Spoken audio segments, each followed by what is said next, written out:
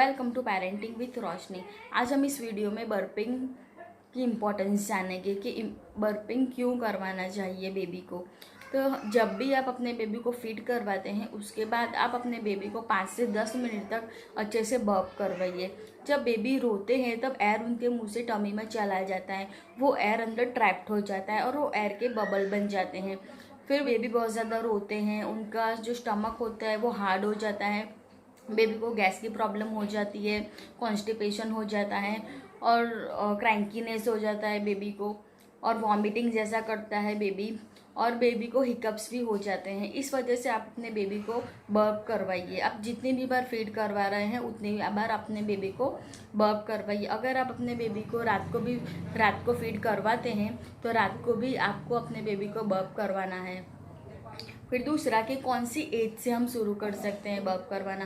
तो जैसे ही आपका बेबी का बर्थ हो वहाँ से लेके 8 मंथ तक आपको अपने बेबी को बर्प करवाना है। आप अपने बेबी को कुछ खिला रहे हो, पिला रहे हो, तब तक आप उसके बाद आपको अपने बेबी को बर्प करवाना है। फिर 9 से 10 महीने में तो बेबी एक्टिव हो जाता है, क्रॉलिंग करने लगता है। उसके बाद इतनी ज़रूरत नहीं पड़ती बेबी को बर्प करवाने की, इसलिए 8 महीने तक तो बेबी को बर्प करवाना ज़रूरी है।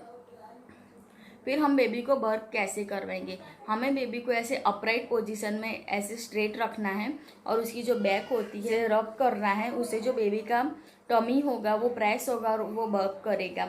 अगर बेबी ऐसे डाउन पोजीशन में हो जाएगा और उसका जो स्टमक है वो प्रेस नहीं होगा तो वो बर्प नहीं ले पाएगा, इसलिए उसे अच्छे से पोजीशन में रखना ज़रूरी है, तभी वो बर्प ले पाएगा। और बच्चे को बर्प करवाना ज़रूरी हो जाता है।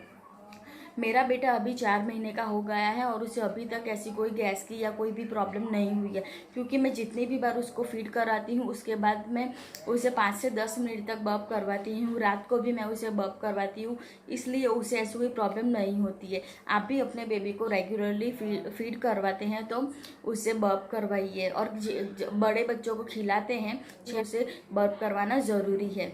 आई होप आपको मेरा ये वीडियो अच्छा लगा हो, तो इसे लाइक कीजिए और ज़्यादा से ज़्यादा शेयर कीजिए। नई मदर्स हैं उनके लिए ये वीडियो हेल्प करेगा, और इस वीडियो को सब्सक्राइब ज़रूर करें। Thank you.